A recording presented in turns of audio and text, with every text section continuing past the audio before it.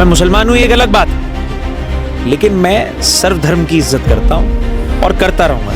श्री राम की तो मैंने तो ये पढ़ा है कि उन्होंने एक औरत की इज्जत के लिए जंग का ऐलान कर दिया था। उनकी माँ के वचन के लिए 13 साल के वनवास पर चले गए थे। हिंदुत्व, हिंदुइज्म, मैं नहीं मानता कि उसके अंदर महिलाओं की इस तरह बेइज्जती करने की कहीं भी इजाज़त हो। हाल ही में 4 दिन पहले पूर्व सांसद रमेश बदूड़ी ने कांग्रेस महासचिव एवं सांसद प्रियंका गांधी को लेकर एक बयान दिया। उस बयान को लेकर पूर्व मंत्री शायान मसूद कैसे देखते हैं? सर, बयान आपने सुना होगा। रमेश बदूड़ी जी कह रहे हैं कि दिल्ली की सड़कें ऐसे बना देंगे जैसे प्रियंका गांधी के गाल लाल। देखिए, ये बेहद अफसोस की बात है साहब कि भारतीय जनता पार्टी के वरिष्ठ नेता मर्यादा, इज्जत, मान सम्मान महिलाओं का बिल्कुल भूल चुके हैं। इस तरह की टिप्पणी करना किसी पूर्व सांसद के ज़रिए, वैसे तो उनकी हमेशा से ही बातचीत जो है वो बड़ी बदतमीज़ी की और बहुत ख़राब रही जी। लेकिन हाल फिलहाल में जो मैं देख रहा हूँ, मयार से जितना गिरा जा सकता है उतना गिर गए। आप रमेश बदूड़ी की बात कर रहे हैं, मैंने कल रात एक ऑडियो सुनी सोलंकी साहिबा की, जो विधायिका हैं, इरफान सोलंकी की वाइफ, उनको किसी बीजेपी के नेता ने फ़ोन करा और जिस तरह से उनसे बात करी, बार बार एक बात कह रहे थे कि मैं हिंदू हूँ, मैं हिंदू हूँ। देखिए, मैं मानने से इनकार करता हूँ कि हिंदू वैसा हो सकता है।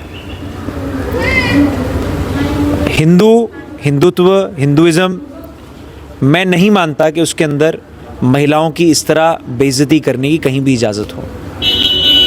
और रही बात पुरुषोत्तम श्री राम की, तो मैंने तो ये पढ़ा है कि उन्होंने एक औरत की इज्जत के लिए जंग का ऐलान कर दिया था। उनकी माँ के वचन के लिए 13 साल के वनवास पर चले गए थे। तो मैं तो इस हिंदुइज्म को जानता हूँ। ये लोग जिस हिंदुइज्म की बात करते हैं, जिस हिंदुत्व की बात करते हैं, वो हिंदुत्व सही नहीं है, वो झूठा हिंदुत्व है। और यकीनन जो ये बात कर रहे हैं, जिस तरह की ये बदतमीज़ी कर रहे हैं, जिस तरह की बदअखलाक़ी कर रहे हैं, ये सही नहीं है। राजनीति का मयार इतना नहीं गिरना चाहिए। एक आखिरी सवाल पूछना चाहूँगा। अभी हाल ही महाकुंभ को लेकर सरकार ने तैयारियां जोरों शोरों पर कर ली है और डिप्टी सीएम ने कहा कि हम सभी लोगों का आह्वान करते हैं वो आइए और धर्म लाभ उठाइए। मगर अखिलेश यादव जी से जब पत्रकारों ने सवाल पूछा तो अखिलेश यादव जी का एक बयान आया कि भाजपा के नेता सिर्फ वहाँ पर अपने पाप धोने जाएंगे, मैं वहाँ जाऊँगा तो पुण्य करने जाऊँगा और दान करने जाऊँगा। तो सही बात है उनकी। जिस तरह के पाप भाजपा के नेता कर रहे हैं, वो अपने पाप ही धोने जाएंगे। अभी 2 बातों पर आपने और हमने जिक्र करा। आप देखिए कितनी अफसोस की बात यह है कि महिलाओं के साथ इस तरह बदतमीज़ी हो रही है। अगर ये पाप नहीं है तो क्या है? भारतीय जनता पार्टी के नेता अक्रॉस द नेशन, मतलब पूरे देश में जिस तरह से अक़लियतियों के साथ जुल्म कर रहे हैं, ज़्यादती कर रहे हैं, जो देश के कोनों में हो रहा है वो आप सब जानते हैं।